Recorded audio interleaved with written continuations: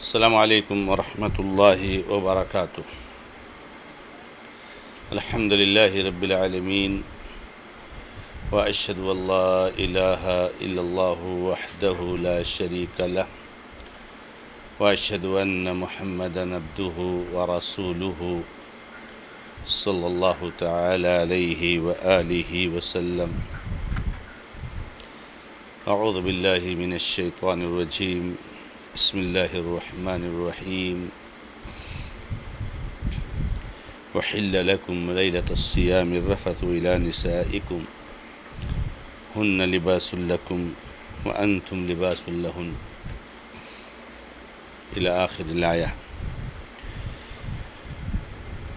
معزز اور موقر مشاہدین و مشاہدات، ناظرین و ناظرات،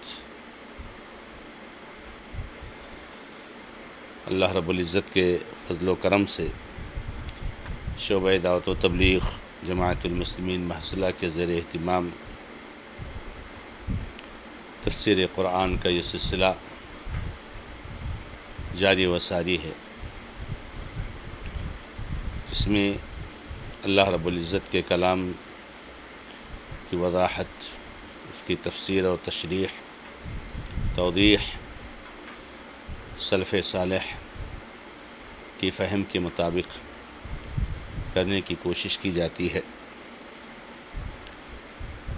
آج کے اس مبارک پروگرام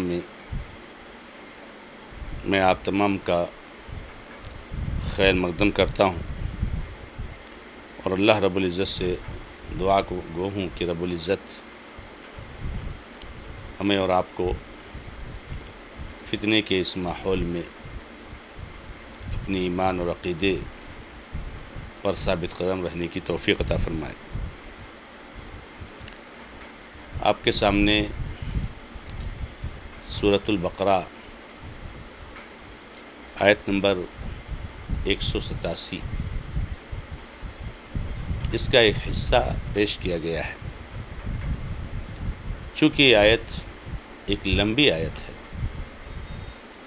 اور اس آیت مبارکہ میں اللہ تعالیٰ نے بہت سارے احکامات، فوائد اور مسائل فرمائے ہیں، اس لیے میں چاہتا ہوں کہ اس آیت کریمہ کا ایک ایک حصہ لے کر کے اس کا ترجمہ کیا جائے اور اس کی تفسیر، تشریح اور توضیح کی جائے، تاکہ ہمیں اور آپ کو معلومات کو محفوظ رکھنے کے لیے سہولت اور آسانی ہو۔ اللہ رب العزت نے فرمایا احل لکم لیلۃ الصیام الرفث الی نسائکم ہن لباس لکم وانتم لباس لہن علم اللہ انکم کنتم تختانون انفسکم فتاب علیکم وعفا عنکم فالآن باشروہن وابتغوا ما کتب اللہ لکم۔ تمہارے لیے حلال کیا گیا ہے رمضان کی راتوں میں اپنی بیویوں سے ہم بستری کرنے کو، وہ تمہارے لیے لباس ہیں اور تم ان کے لیے لباس ہو۔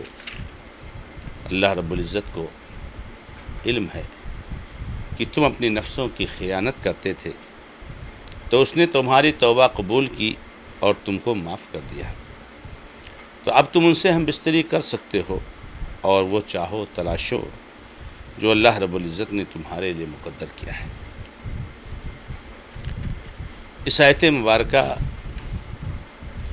کے اس مبارک حصے میں اللہ تعالیٰ نے ہمیں اور آپ کو سب سے پہلے یہ مسئلہ بیان فرمایا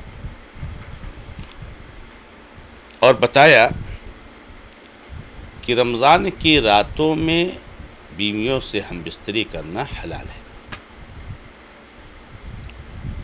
لہذا یہ ایک بالکل واضح اور کلیئر اور منصوص مسئلہ ہے کہ رمضان کی رات میں آدمی اپنی بیوی سے ہم بستری کر سکتا ہے،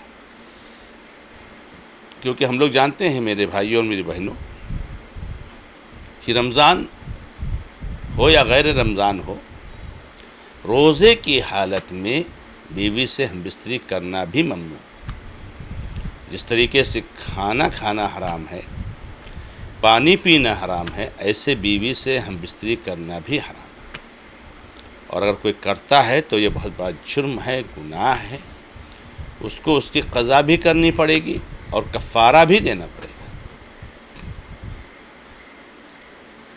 تو اللہ تعالیٰ نے کہا تمہارے لیے رمضان کی راتوں میں بیوی سے ہم بستری کرنے کو حلال کیا گیا، لہذا یہ حلال ہے، جائز ہے۔ دن ڈوبنے کے بعد سے لے کر صبح صادق تک یہی رات ہے، اور اس پیریڈ میں، اس وقفے میں، اس وقت میں آدمی کے لیے جائز ہے کہ اپنی بیوی سے ہم بستری کریں۔ دراصل یہاں پر حلال کیا گیا ہے، اس کو بیان کرنے کی ضرورت اس لیے پیش آئی کہ شروع میں یہ چیز ممنوع تھی۔ رمضان کی راتوں میں مکمل طور سے آدمی اپنی بیوی سے ہم بستری نہیں کر سکتا تھا، تو شروع ممنوع تھا، اور طریقہ یہ تھا شروع میں کہ سورج ڈوبنے کے بعد سے لے کر جب آدمی افطاری کر لیتا ہے تو اس وقت افطاری کرنے کے بعد سے لے کر عشاء کی نماز ہونے تک یا سونے تک آدمی کے لیے جائز تھا کہ اپنی بیوی سے ہم بستری کرے، کھانا پانی کھا سکتا۔ لیکن جہاں عشاء کی نماز ہو گئی، آدمی سو گیا، تو اب اس کے لیے پھر دوبارہ یہ جائز نہیں تھا کہ وہ کھانا پانی کھائے یا ہم بستری کرے اپنی بیوی سے، اس کے لیے حرام ہو جاتا۔ یعنی گویا کہ جو پیریڈ تھا کھانے اور پینے کا، بیوی سے بستری کرنے کا، وہ دن ڈوبنے سے لے کر کے سونے تک یا عشاء کی نماز تک۔ یعنی گویا کہ ان کو روزہ جو رکھنا پڑتا تھا وہ سونے کے وقت سے لے کر کے یا عشاء کی نماز سے لے کر کے دوسرے دن ڈوبنے تک مکمل روزہ رکھنا پڑتا تھا۔ یعنی گھنٹہ، 2 گھنٹہ، 3 گھنٹہ ہی ان کو کھانے پینے، بیوی سے بستری کرنے کی اجازت تھی۔ تو اللہ تعالیٰ نے اس حکم کو بدل دیا اور کہا احل لکم، تمہارے لیے حلال کر دیا گیا ہے رمضان کی راتوں میں بیوی سے ہم بستری کرنے۔ تو اللہ تعالیٰ نے جو پہلا قانون تھا اس قانون کو بدل دیا، اور بدل کر ہمارے لیے پوری رات کو کھانے اور پینے اور بیوی سے ہم بستری کرنے کا وقت بنا دیا، اس لیے کہا احل لکم۔ کیوں اللہ تعالیٰ نے بدل دیا؟ اس قانون میں تبدیلی کیوں آئی؟ اس کی طرف اللہ تعالیٰ نے آگے اشارہ کیا ہے، جس میں ہم بات کریں گے۔ ابھی فی الحال اللہ تعالیٰ نے فرمایا ہن لباس لکم وانتم لباس لہن، یہ عورتیں تمہارے لیے لباس ہیں اور تم ان کے لیے لباس ہو۔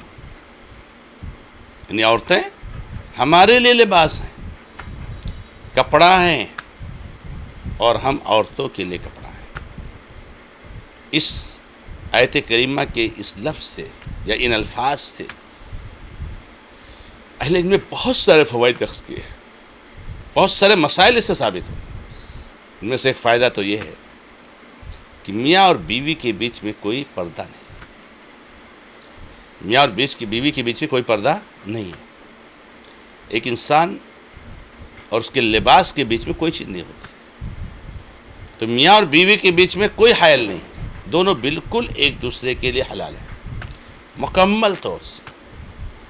بیوی اپنے شوہر کے جسم کے سارے حصے کو دیکھ سکتی ہے، سارے حصے کو چھو سکتی ہے، شوہر اپنی بیوی کے جسم کے سارے حصے کو دیکھ سکتا ہے، سارے حصے کو چھو سکتا ہے، کوئی پردہ نہیں۔ یہ ایک لباس کی طرح سے، لباس کے لیے کوئی رکاوٹ ہوتی ہے بدن کے کسی حصے کا؟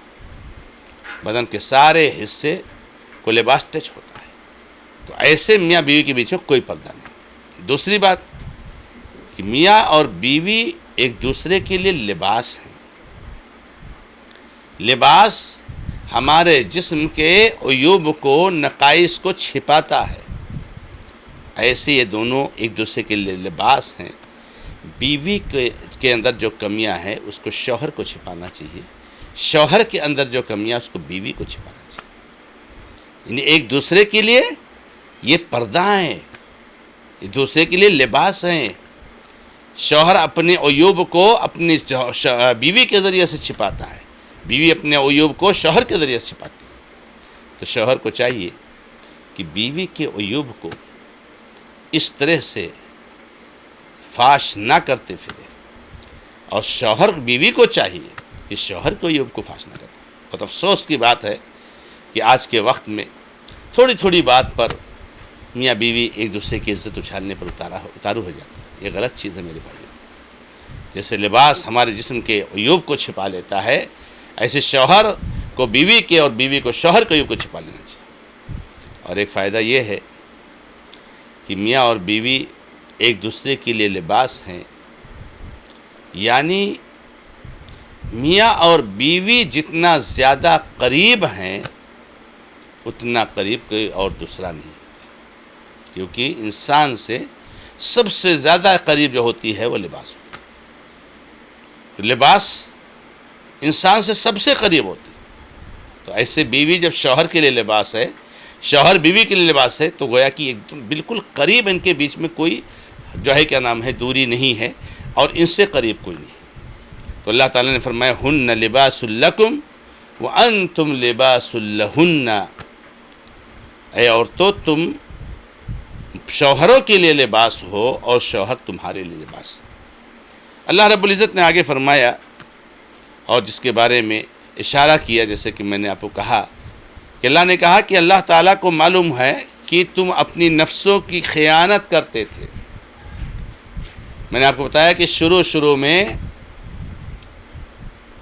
مغرب کے بعد سے لے کر صرف عشاء تک ہی کھانے پینے بیوی سے ہم بستری کرنے کی اجازت تھی، اس کے بعد ممنوع ہو جاتا تھا۔